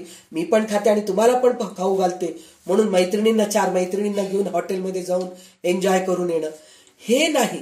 तर ते म्हणतायत की संकल्पाला बाजूला सारतो आपण. म्हणजे जे संकल्प करतो, चातुर्मासच नाही, चातुर्मासानंतर सुद्धा मी तसं जगण्याचा प्रयत्न. हे चातुर्मास कशासाठी आहे? आपल्याला अभ्यास करायसाठी आहे, म्हणजे ह्याची प्रॅक्टिस करण्यासाठी आहे. पण आपण काय विचार करतो, चातुर्मास म्हणजे चातुर्मासामध्येच करायचं, त्याच्यानंतर करायची गरज नाहीये. पण प्रत्यक्षामध्ये चातुर्मास हे प्रॅक्टिस करण्यासाठी आहे, म्हणजे आपल्याला अभ्यास करण्यासाठी आहे. म्हणजे ह्याचं सवय होती आपल्याला, हळूहळू सवय होत होत आपण पुढे जीवनामध्ये असंच वागत जायचं, आपण सवय करण्यासाठी. म्हणूनच हे चातुर्मास असतं. पण चातुर्मासामध्ये नियम करतो, पण लक्ष सगळं तिकडच असतं. कुठेतरी लग्नाला गेलेले असतो, कुठेतरी पार्टीला गेलेला असतो, चातुर्मास करू लागले ग, नाहीतर छान कांद्याची भजी खाल्ली असते पा, मस्त छान वाटलं, छान खमंग वास येऊ लागले पा लसणाचं, काही खाऊ शकत नाही, चातुर्मास केलं. म्हणजे लक्ष सगळं तिकडं आहे. नुसतं नियम केलोय तर तसं उपयोगाचं नाहीये. म्हणजे संकल्पाला आपण बाजूला सारतो आणि मी जीव आहे असा बद्धपणा त्याला येतो. साधू पुरुष जीवाला आत्मविवेक शिकवून बंधनातून मोकळं करतात. म्हणजे साधू लोकच हे सांगतात की बंधनामध्ये राहू नका तुम्ही, त्याच्यातून तुम्ही बाहेर जा. मी जीव आहे असा संकल्प केला आणि फार काळ तो मनाशी अगदी घट्ट धरून ठेवला, त्यामुळे जीवाची देहबुद्धी घट्ट झाली.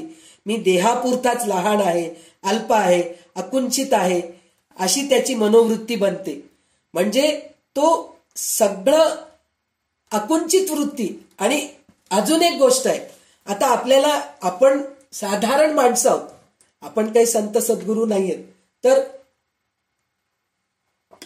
आपली बुद्धी कशी आहे, आपण काय म्हणतो, गेल्या जन्माची पाप भोगू लागलो हो, काय करावं, ते गुडघे दुखणं काही कमी होत नाहीये, काही केल्या होत नाही, गेल्या जन्माचे पाप हो, काय केलं की, पण ह्या जन्मी आम्ही प्रयत्न करतोय बरं का पाप करायचं नाही म्हणून, पुढच्या जन्मी आम्हाला चांगलं होईल, सगळं चांगलं होईल.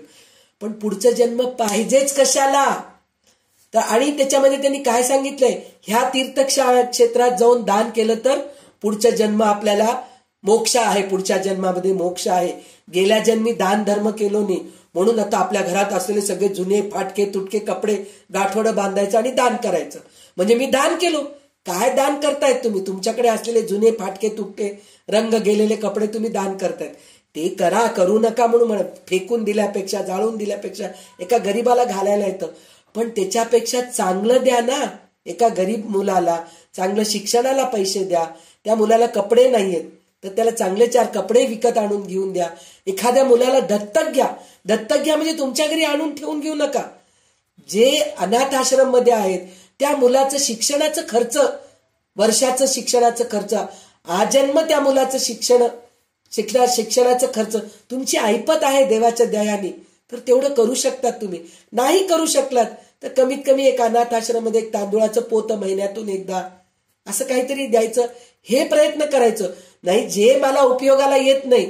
आमच्याकडे एक गाडी येते, साईराम म्हणून एक गाडी येते, साईराम साईराम म्हणून ते गाणं म्हणत ते गाडी येतं. तर त्या गाडीमध्ये ते लोक बिचारी अनाऊन्स करतात, तुम्हाला नको असलेले भांडे, नको असलेले चप्पल, नको असलेले पर्स, जे काही तुमच्याकडे वाया जाणाऱ्या गोष्टी आहेत ते आम्हाला आणून द्या. काय अडलंय हो त्यांना ते करायचं बिचाऱ्यांना.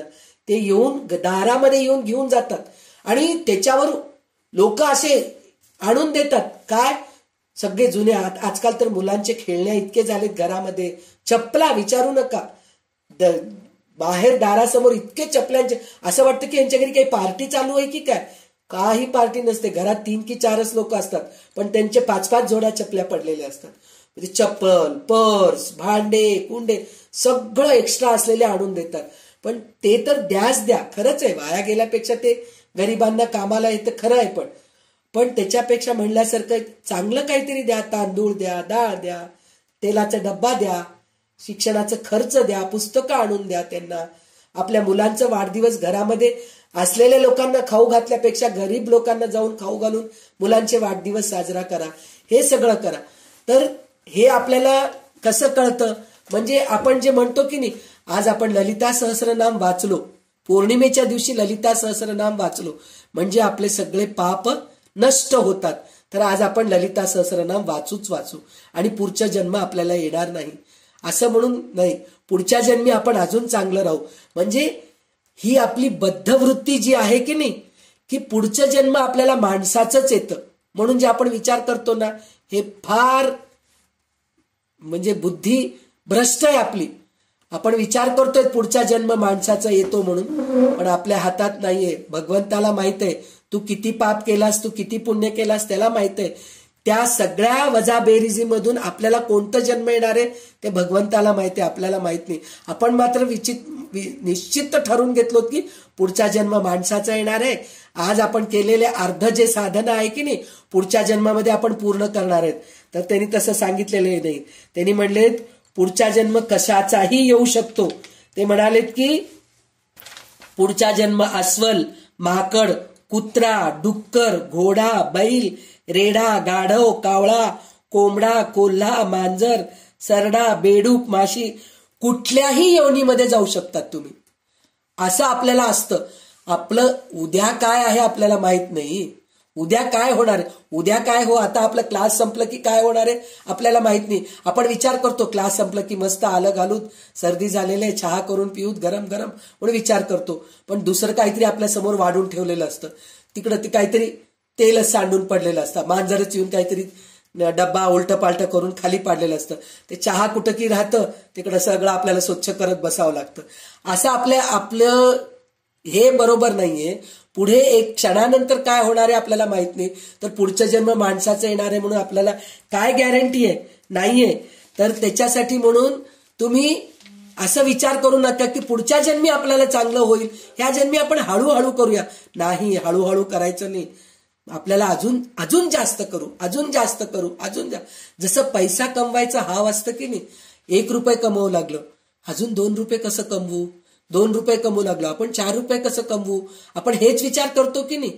तर त्याचप्रमाणे जे आपण पुण्य कमवायचा विचार करतोय, जे आपण उपासना करतोय, आज आपण 1 तास उपासना करतोय, उद्या 1 तासाच्या ऐवजी 1.25 तास उपासना करू, परवा 1.5 तास करू, तेव्हा 2 तास करू. कारण आपल्याला वेळ खूप आहे हो.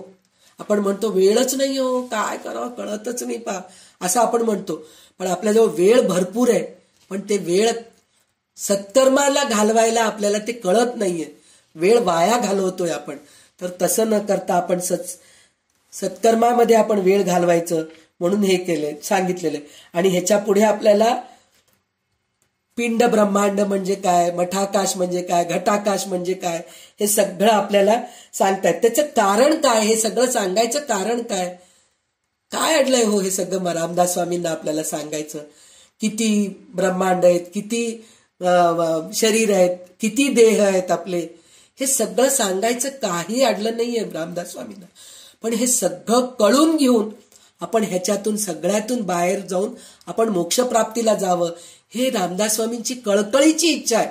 श्रोते चांगल्या मार्गामध्ये जावं हे त्यांची कळकळीची इच्छा आहे. म्हणून सगळं काही आपल्याला एका दासबोधामध्ये त्यांनी सांगितलेलं आहे.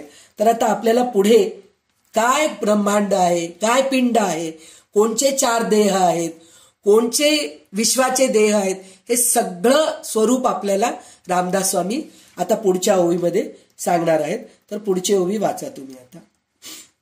पिंड ब्रह्मांड रचना, विस्तारे वाढी कल्पना, निर्धारिता तत्वज्ञान, मते बांबावधी श्रीराम, नाना मत नाना भेद, वेदे वादती वेवाद, परितो एकतेचा संवाद, साधू जाणती श्रीराम, तया संवादाचे लक्षण, पंचभौतिक देहदान, त्या देहामध्ये कारण, आत्मा ओळखावा श्रीराम, देहांती नासवनदाय, त्यात आत्मा म्हणून ये, नाना तत्वांचा समुदाय, देहामध्ये आला श्रीराम, अंतःकरण प्राणाधिक, विषय इंद्रिय दशक, हा सूक्ष्मांचा विवेक, बोलीला जाती श्रीराम, एका सूक्ष्माची शुद्धी, भिन्न अंतःकरण मनबुद्धी, नाना तत्वांची उपाधी, वेगळा आत्मा श्रीराम स्थूल सूक्ष्म कारण महाकारण विराट हिरण्य अव्याकृत मूळ प्रकृती जाण ऐसे अष्टदेह श्रीराम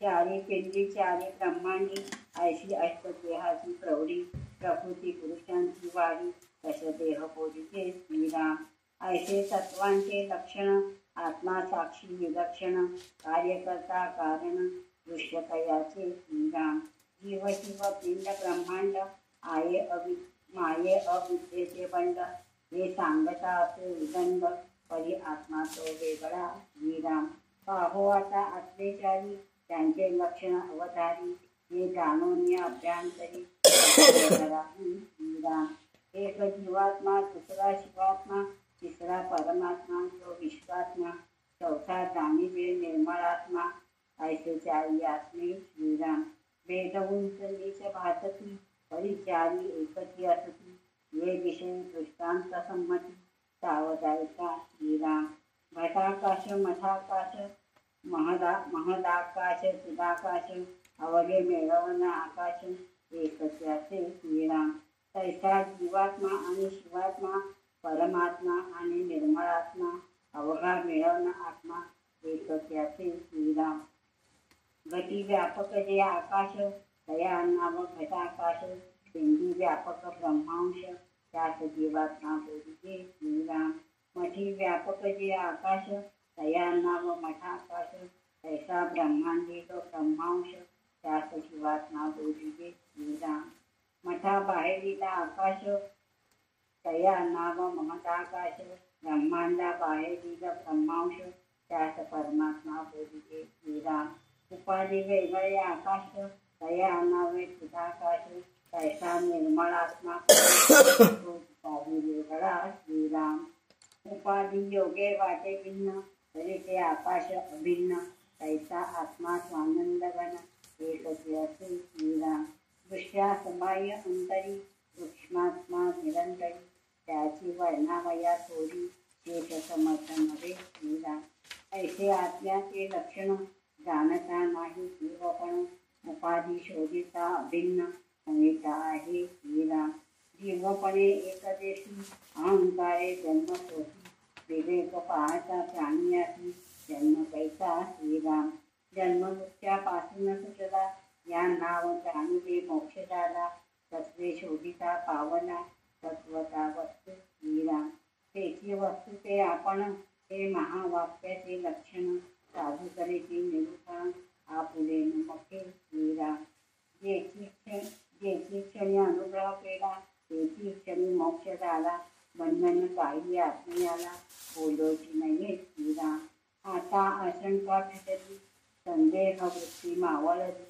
संत संगे तत्काळ झाली मोक्ष पदवी श्रीराम स्वप्नामध्ये जो बांधला तो जागृतीने मोकळा केला ज्ञान विवेक प्राणी आला मोक्षप्राप्ती श्रीराम अज्ञान निश्चितांती संकल्प दुःखे नासती तेने गुणे होय प्राप्ती तत्काल मोक्षाची श्रीराम सोडावया स्वप्नबंधन न लगे आणिक साधन तयाचा प्रयत्न जागृतीने बोलोची नये श्रीराम तैसे संकल्प बांधला जीव त्याचा आणिक नाही उपाव विवेक पाहता वाव बंधन होये श्रीराम विवेक पाहिल्या विन जो तो उपाव तो तो श्रीन विवेक पाहता आपण आत्माच असे श्रीराम आत्म्याचा ठाई काही बद्ध मोक्ष दोन्ही नाही जन्म मृत्यू हे सर्वही आत्मजीवनाकडे श्रीराम तिसरी दाखवते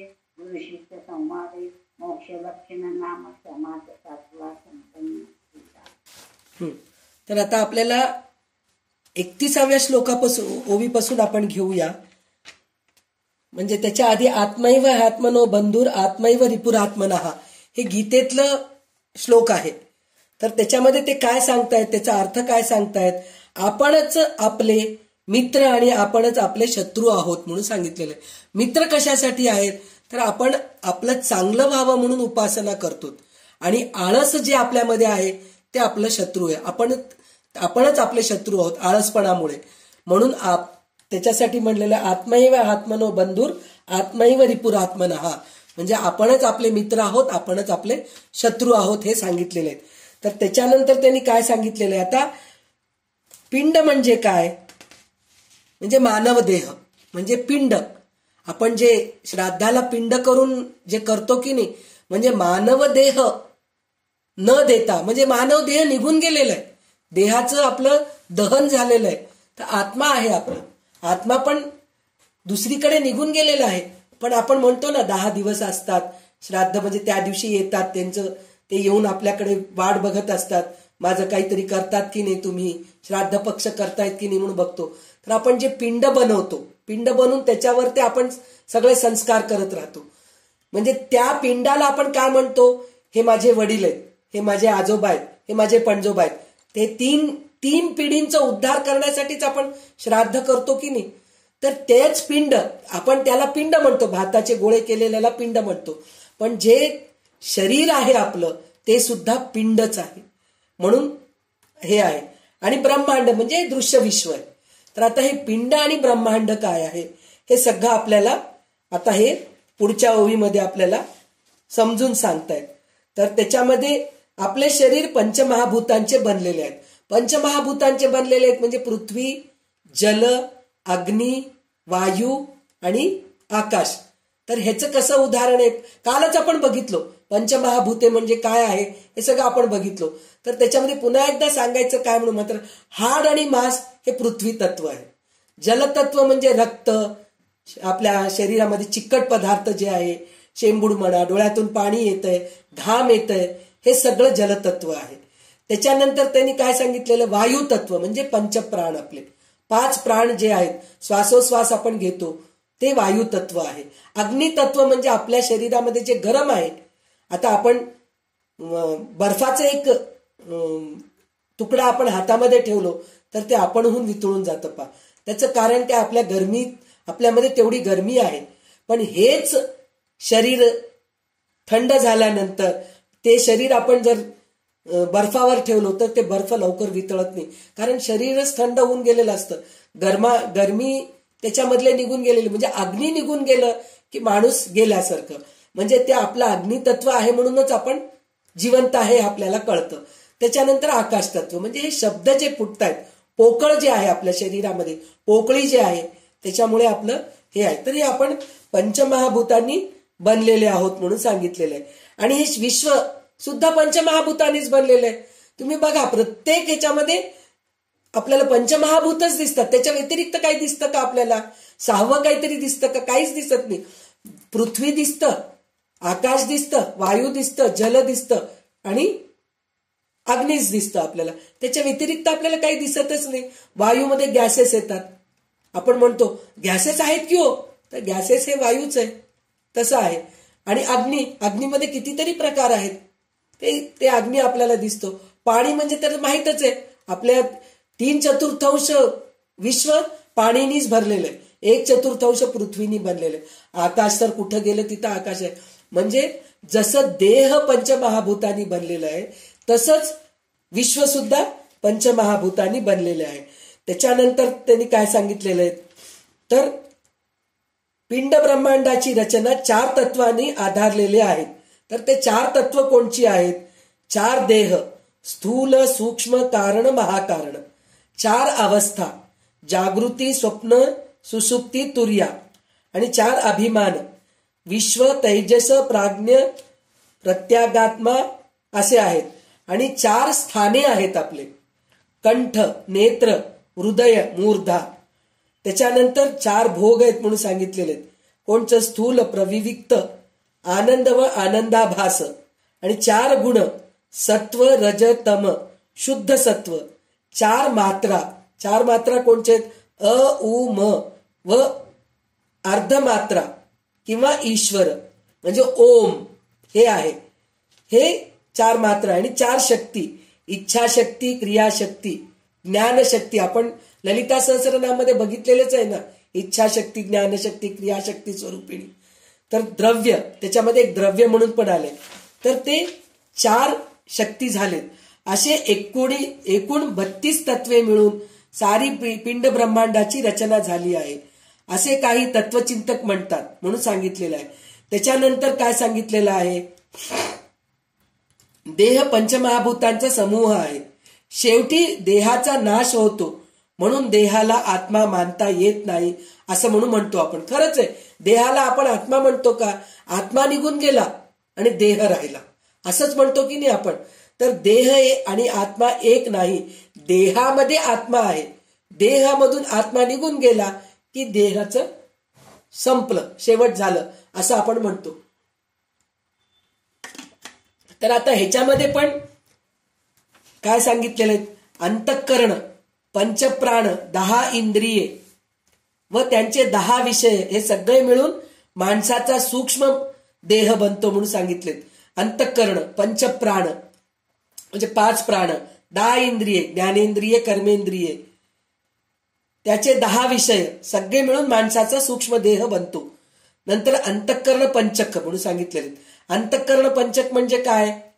आता हे अंतःकरण म्हणून सांगितलेले आहेत ना, तर ते अंतःकरण पंचक काय आहे म्हणजे मन, बुद्धी, चित्त, अहंकार आणि अंतःकरण हे अंतःकरण पंचक आहे. म्हणजे आपल्यामध्ये 5 अंतःकरण आहेत म्हणून सांगितलेले आहेत. आणि पंचप्राण काल बघितलं होतं आपण, प्राण, व्यान, अपान, उदान, समान, व्यान हे आपण बघितलोय. विषय पंचक म्हणजे आपण 10 इंद्रिय म्हणून जे म्हणलो की नाही, ते 10 इंद्रियांचे विषय कोणते आहेत? शब्द, स्पर्श, रूप, रस, गंध म्हणून सांगितलेले. आणि 5 कर्मेंद्रियांचे कोणते आहेत? तर हात, पाय हे सगळं आपल्याला माहित आहे 5 कर्मेंद्रिय आहेत म्हणून. तर एकंदर मिळून 25 तत्वे माणसाचे स्थूल सूक्ष्म शरीर बनलेलं आहे. म्हणजे ह्या सगळ्या गोष्टींनी अंतःकरण म्हणजे मन, बुद्धी, चित्त, अहंकार हे सगळ्यांनी आपल्यामध्ये आहे. कारण चित्त आहे, बुद्धी आहे, मन आहे, अंतःकरण आहे, हे सगळं आपल्यामध्ये आहे. पंचप्राण आहेत म्हणजे आपले 25 तत्वांनी आपलं देह बनलेला आहे असं म्हणून सांगितलेले. तर त्याच्यानंतर त्यांनी काय सांगितलेलं आहे, आता त्याहून आत्मा निराळा आहे म्हणून सांगितलेलं आहे. तर आत्मा निराळा कसा आहे? सूक्ष्म, स्थूल, कारण, महाकारण हे 4 पिंडाचे आणि विराट, हिरण्यगर्भ, अव्याकृत व मूळ प्रकृती हे 4 ब्रह्मांडाचे मिळून 8 देह होतात. म्हणजे हे स्थूल जे रूप आहे त्याच्याबद्दल सांगतायत ते. तर ते काय म्हणतात, स्थूल, सूक्ष्म, कारण, महाकारण हे आपल्या शरीराचे म्हणजे पिंडाचे 4 प्रकार आहेत, 4 पिंड आहेत. आणि हे दृश्यसृष्टीचं काय आहे? विराट, हिरण्यगर्भ, अव्याकृत आणि मूल प्रकृती हे 4 ब्रह्मांडाची देह आहेत म्हणून सांगितलेले आहेत. आणि त्याच्यामध्ये अजून 2 मिळाले, प्रकृती आणि पुरुष म्हणजे स्त्री आणि पुरुष हे दोघांना मिळालं तर 10 होतात म्हणून सांगितलेले. तर पिंड ब्रह्मांडाच्या तत्वाचे विवरण हे अशा प्रकारे आहेत म्हणून सांगितलेले. तर हे तो हा सर्वाचा साक्षी असून कार्य, कर्ता व कारण या सगळ्यांना तो वेगळेपणाने पाहतो. म्हणजे देह वेगळेपणाने पाहतो, आत्मा पाहत नाही. आत्मा त्याच्यामध्येच हे असतो. आत्म्यावर देहाचे पांघरुण जरी आले तरी तो दृश्याचा कधीच गुलाम बनत नाही. म्हणजे आत्म्यावर देहाचे पांघरुण म्हणजे आपल्या आत्म्यावर देहाचं पांघरुण. आता आपण पांघरुण काढून टाकलो की आपल्याला मोकळं वाटतं की नाही. गरमी होऊ लागली समजा आपल्याला, अंगावर आपण पांघरुण घेऊन बसतो, थंडी होऊ लागली म्हणून पांघरुण घेऊन बसतो. पण पांघरुण घेतल्यानंतर गरमी व्हायला लागली म्हणजे अंगावरचं पांघरुण काढून बाजूला सारतो की आपण मोकळं हवा घेतो आणि छान वाटतं की नाही. त्याचप्रमाणे आत्म्याचं पण तेच आहे. हे आत्म्यावर आपण देहाचं पांघरुण घातलोय तर ते देहाचं पांघरुण बाजूला सारलो की आपण बंधनातून मुक्त होतो. कारण देहामध्येच अडकलेले आपण आपल्या देहामध्ये जसं अडकतो की नाही तसंच आपल्या मुलाबाळांच्या देहामध्ये पण अडकतो. कसं काय अडकतो? माझा मुलगा, माझी सून, माझी नात, माझे आई वडील, माझे भाऊ बहिणी, माझे सासू सासरे, माझे नणंद, माझे नातेवाईक हे सगळं देहामध्येच आपण अडकलेले आहेत. तर हे देहाचं पांघरुण जर झटकून टाकलो तर आपण कधीच दृश्याचे गुलाम बनत नाहीत म्हणून आपल्याला सांगितलेलं आहे. म्हणजे दृश्याचं गुलाम बनलो नाही तरच आपल्याला मोक्षपद प्राप्त होते असं म्हणून सांगितलंय. तर राजा केवळ सिंहासनावर बसला की प्रजेचे व्यापार आपोआप चालतात, त्याचप्रमाणे आत्मस्वरूपाच्या प्रकाशात आत्मा करता नसून मनबुद्धी व इंद्रिये याचा व्यापार आपोआप चालतो म्हणून सांगितलेलं आहे. म्हणजे राजा सिंहासनावर बसलेला असतो, तो खरं प्रत्यक्षात काहीतरी काम करतो का? काहीच करत नाही. तो सांगत राहतो, मंत्रीला हे काम सांगतो, अमक्याला एक काम सांगतो, तमक्याला एक काम सांगतो. तो नुसतं काम सांगायचंच असतं, तो काहीच काम करत नाही. त्याचप्रमाणे आपला आत्मा पण तेच करत राहतो, पण आपण गुलाम बनतो. म्हणजे शरीराचे गुलाम बनतो, आपण देहाचे गुलाम बनतो, म्हणून आपण जात नाहीत. तर जीव आणि शिव, पिंड आणि ब्रह्मांड, माया आणि अविद्या याचा पसारा किंवा विस्तार अतिशय गुंतागुंतीचा प्रचंड प्रमाणात आहे. तो सगळं सांगणे कठीण आहे म्हणून म्हणतात. एवढं सगळं सांगून अजून आहे सांगणं म्हणतायत ते, आणि सांगतात पण आहेत. तर त्याच्यामध्ये त्यांनी काय सांगितलेलं आहे ते म्हणतायत की 4 आत्मे आहेत. ते कोणचे आत्मे आहेत ते आपल्याला सांगत आहेत. म्हणजे कोणचा पहिला आत्मा कोणचा आहे? जीवात्मा. दुसरा शिवात्मा, तिसरा परमात्मा, यालाच विश्वात्मा म्हणतात, आणि चौथा निर्मलात्मा. हे 4 आत्म्याचे प्रकार आहेत म्हणून सांगितलेले आहेत.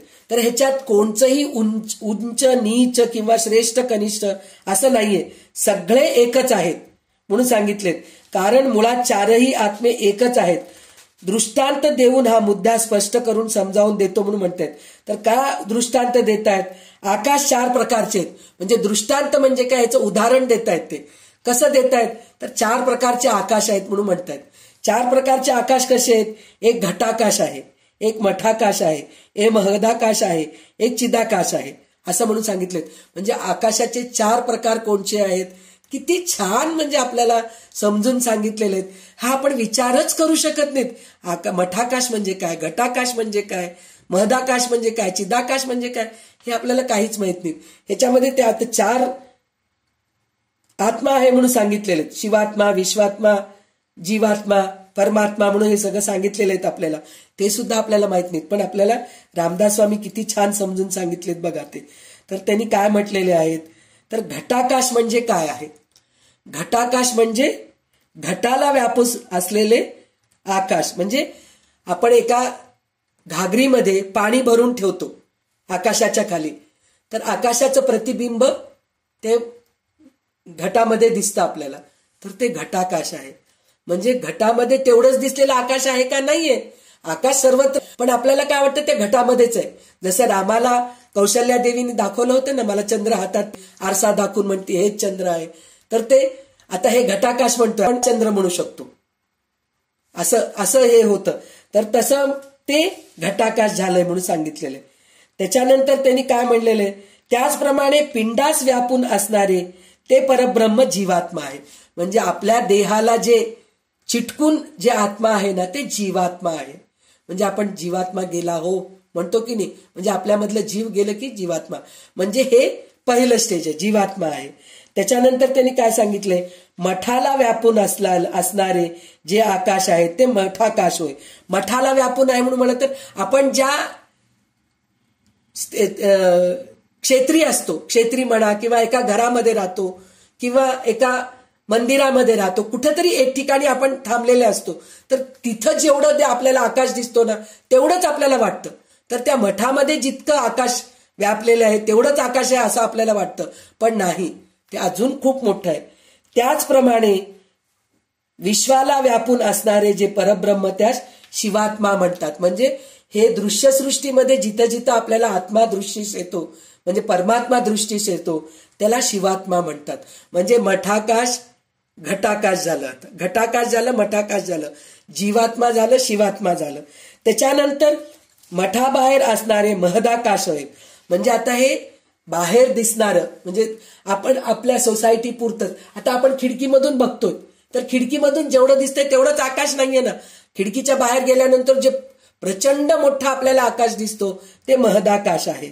त्याचप्रमाणे विश्वाच्या बाहेरचे जे परब्रह्म आहे त्याच परमात्मा म्हणतात. म्हणजे सर्वत्र व्यापलेले आहे, झाडामध्ये, पक्षीमध्ये, सगळ्यामध्ये जे जीव असतो ते सगळे परमात्मा आहे म्हणून सांगितले. आणि कोणतीही उपाधी म्हणजे मर्यादा नसणारे जे आकाश आहे ते चिदाकाश आहे. म्हणजे त्याला मर्यादाच नाहीये, कुठं पहा तिथं आकाश दिसतोय, ते चिदाकाश आहे म्हणून सांगितलंय. त्याचप्रमाणे कोणत्याही उपाधीपासून निराळ्या असणाऱ्या परब्रह्माला निर्मळ आत्मा असे म्हणतात किंवा परमेश्वर असे म्हणतात. म्हणजे आपण जीवात्मा बघितलो, शिवात्मा बघितलो, परमात्मा बघितलो, आता आपण निर्मळ आत्मा बघतोय. म्हणजे निर्मळ आहे, तो कुठंही आहे, सगळ्या ठिकाणी व्यापून आहे, असा तो निर्मळ आत्मा आहे म्हणून आपल्याला सांगतात. म्हणजे बघा, विचार करा, आपण आपली वृत्ती म्हणतात ना, मेंढकी दुनिया कुवेतक म्हणून म्हणतो की नाही आपण. म्हणजे बेडकाला काय वाटतं, विहीरच माझं विश्व आहे असं. त्याप्रमाणे आपण पण मेंढकच आहेत. आपल्याला सुद्धा माझं घर, माझे नातेवाईक, माझं मित्रमैत्रिणी हेच माझं विश्व आहे असं आपल्याला वाटतं. हे आपलं विश्व नाहीये. तर त्याच्यासाठी म्हणून आपल्याला हे सगळ्या गोष्टीतून बाहेर जावं लागतं. शिवात्मा, जीवात्मा, परमात्मा, मग नंतर निर्मळात्मा. जेव्हा आपलं निर्मळात्मा होईल आपली बुद्धी, तेव्हा आपण कुठं परमेश्वराच्या प्राप्तीला जातो आणि मोक्षपदाला जातो असं म्हणून सांगितलेलं आहे. तर ज्या क्षणी तर हे सगळं झाल्यानंतर हे उपाधीचा ठाव घेऊन ती बाजूला सारली की आत्मा मुळातच भेदरहित आणि साक्षात ज्ञान होते. म्हणजे हे सगळ्यातून आपण बाहेर गेलो तर आपल्याला ज्ञान होतं म्हणून सांगितलेलं आहे. नंतर जन्म मृत्यू याच्या कचाट्यातून जो सुटला त्यास मोक्ष मिळाला असं समजावं. तर आपल्याला विष्णू सहस्रनाम मध्ये किंवा भगवद्गीताच्या 13व्या अध्यायामध्ये एक श्लोक आहे पा, जन्म मृत्यू जरा व्याधी भयम नैवोपजायते म्हणून सांगितलेलं आहे. तर म्हणजे जन्म मृत्यू जरा व्याधी भयम नैवोपजायते म्हणजे जन्म मृत्यू तर माहित आहे तुम्हाला. जरा म्हणजे शरीर जर्जर झालं म्हणतो ना, म्हातारपण, आणि व्याधी भयम नैवोपजायते म्हणजे ह्याच्यातून आपण बाहेर निघालो तर आपल्याला मोक्ष प्राप्ती आहे. तर ह्याच्यामध्ये विष्णू सहस्रनाम मध्ये कसं सांगितलंय, त्याच्यामध्ये फलश्रुतीमध्ये सांगितलेलं आहे. म्हणजे विष्णू सहस्रनाम वाचलं तर काय होतं, जन्म मृत्यू जरा व्याधी भयम नैवोपजायते. म्हणजे विष्णू सहस्रनामचं जर आपण रोज जर पठन केलो, वाचन केलो, तर जन्म मृत्यू जरा व्याधी भय हे नष्ट होतं म्हणून सांगितलेलं आहे. तर विचार करा, जर आपण दररोज उपासना केलो तर ह्या जन्म मृत्यू जरा व्याधीमधून सुटका होणार नाही का हो? आपल्याला नक्कीच होईल. ह्याच जन्मी आपल्याला मोक्ष मिळू शकतं असं म्हणून आपल्याला सांगतायत. तर हे कोण साधू पुरुष, ते त्यांना या सगळ्या गोष्टी होऊ शकतात आणि त्याच ह्या गोष्टी समजून सांगू शकतात म्हणून सांगितलेलं आहे. तर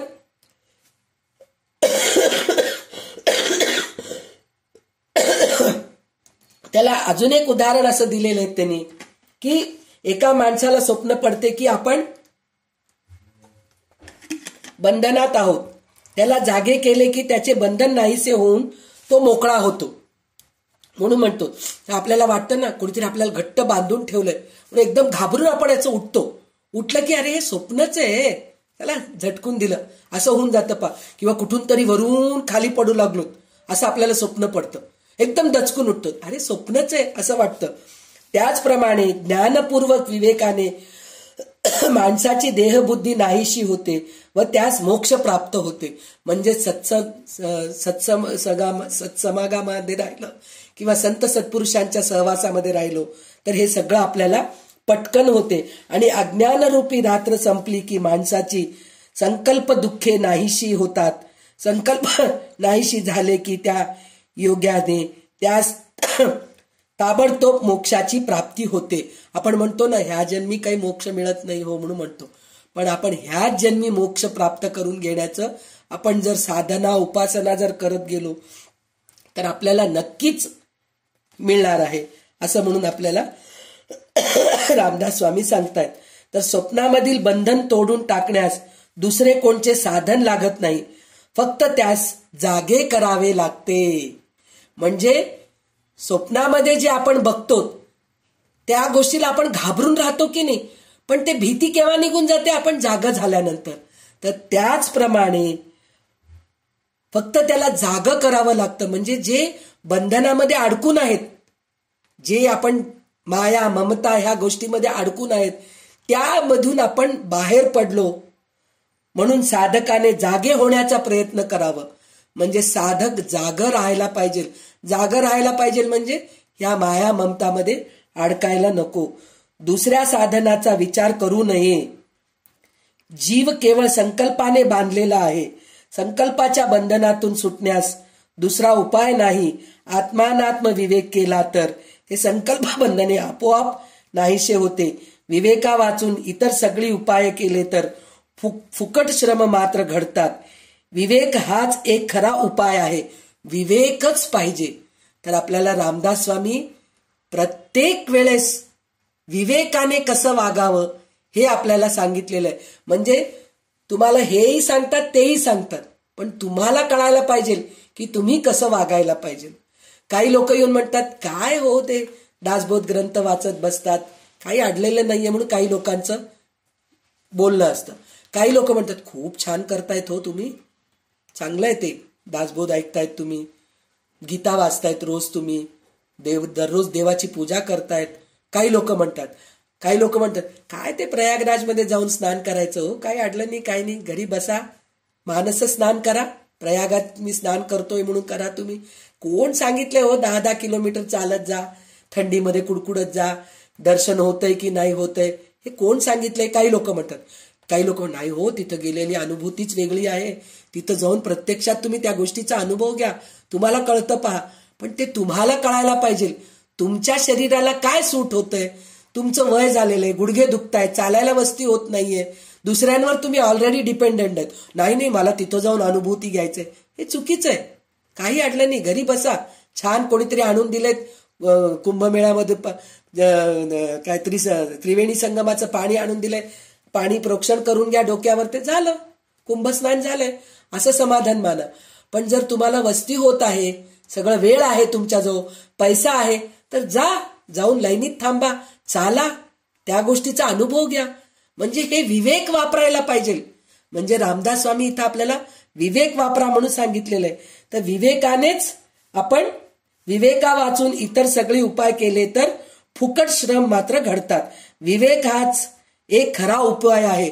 म्हणजे विवेकानेच वागायला पाहिजे.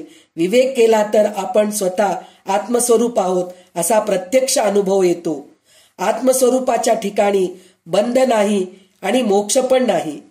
जन्म आणि मृत्यू हे देवाला असतात, आत्म्यास जन्म नाही तसा मृत्यू नाही.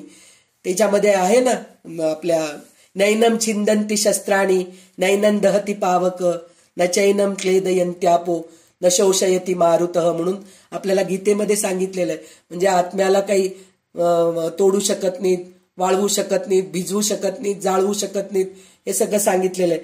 तर तसं आत्म्यास जन्म नाही तसा मृत्यू सुद्धा नाही. म्हणून हे कळून घेतल्यानंतरच आपल्याला मोक्ष प्राप्ती होते, हे आपल्याला ह्या समासामध्ये सांगितलेलं आहे. तर मला वाटलं होतं की आज 8वा समास पण होईल म्हणून वाटलं होतं, पण 8वा समास खूप मोठा आहे, 70 ओवी आहेत त्याच्यामध्ये. तर आज आपण इथेच थांबूया. तर आता थोडंसं वाटतंय की आपण हे सगळ्या गोष्टी कळून घेऊन हळूहळू आपण पुढे जाऊ शकतो. या जन्मी आपण मोक्ष प्राप्त करून घेऊ शकतो. पण या जन्मी मोक्ष प्राप्त करून घ्यायचं म्हणलं तर त्याच्यासाठी आपल्याला उपासनेला दृढ चालवावे, भूदेव संताशी सदा लवावे, सत्कर्म योगे वय घालवावे, सर्वामुखी मंगल बोलवावे. हे मात्र आपल्याला करावंच लागणार आहे. हे केल्या व्यतिरिक्त आपल्याला मोक्ष नाही. पण ह्या समासामध्ये मोक्ष लक्षण म्हणून जे समास आपण वाचलो की नाही, तर तिथं रामदास स्वामी आपल्याला काय समजून सांगितले की पुढच्या जन्मी आपण, कालच आपण बोललो होतो ना, काल आपण काय बोललो होतो, तर आपण ह्या जन्मी आपण प्रॅक्टिस करतोय, पुढच्या जन्मी आपल्याला अजून चांगलं आपल्याला काहीतरी मिळणार आहे. तर तसं विचार करू नका म्हणले रामदास स्वामी. कोणाला माहितीये पुढचं जन्म कसं येणार आहे. ह्या जन्मीच तुम्ही मोक्ष प्राप्तीसाठी प्रयत्न करा, विवेक वापरा, त्यासाठी तुम्ही धडपड करा, उपासना करा, तरच तुम्ही मोक्ष प्राप्तीला. तर आपल्यामध्ये जे आळस आहे, पुढच्या जन्माचं जे आपण विचार करतोय ते आळस आहे आपल्यामध्ये. तर ते आळस आता आपण झटकून टाकायचं आणि उपासनेला आपण दृढ चालवायचा प्रयत्न करत राहूया. तर मला जसं समजलं तर मी तुमच्या पुढे मांडायचा प्रयत्न केले. तर पुन्हा एकदा मी तेच तुम्हाला विनंती करते की मला जसं समजलं मी तुमच्या समोर मांडतीये. जर तुम्हाला याच्यामध्ये काहीतरी कमी वाटत असेल तर खरोखर माझा अभ्यासात कमी आहे, आणि जे चांगलं वाटत आहे ते सगळं रामदास स्वामींची कृपा आहे आणि माझ्या सद्गुरूंची कृपा माझ्यावर सदैव आहे. म्हणून मी इतकं काहीतरी 4 शब्द बोलू शकते आहे. तर त्या सद्गुरूंना माझं मनापासून नमस्कार आहे. आणि हे सगळं शब्द पुष्पांजली जे काही मी चांगलं बोलतेय ते सगळं माझ्या गुरुच्या चरणी मी अर्पण करून मी इथं थांबते. जय जय रघुवीर समर्थ. आणि आता विमलताई कल्याणकरी रामराया म्हणून आज आपण इथेच थांबूया. जय जय रघुवीर समर्थ. कल्याणकरी रामराया रामराया, कल्याणकरी रामराया, जनहित विवरी जनहित विवरी जनहित विवरी, तळमळ तळमळ होतची आहे होतची आहे, हे जनाची धरी दयाया, कल्याणकरी रामराया रामराया, कल्याणकरी रामराया, अपराधी जना सुखची गेले सुखची गेले, सुधा तुझी सावरी दयाळा, कल्याणकरी रामराया रामराया, कल्याणकरी रामराया, कठीण त्यावरी कठीण झाले कठीण झाले, हातान दिसे मुरी दयाळा, कल्याणकरी रामराया रामराया, कल्याणकरी रामराया, कोठे जावे काय करावे काय करावे, आरंभी बोघरी दयाळा, कल्याणकरी रामराया रामराया, कल्याणकरी रामराया, दासमणी आम्ही केले पावलो दयेची नाही तरी दयाळा, कल्याणकरी रामराया रामराया, कल्याणकरी रामराया, सदा सर्वदा योग तुझा गडावा, तुझे काही देह माझा पडावा, उपेक्षू नको गुणवंता अनंता, रघुनाथ मागणी आता. जय जय रघुवीर समर्थ. जय जय रघुवीर समर्थ.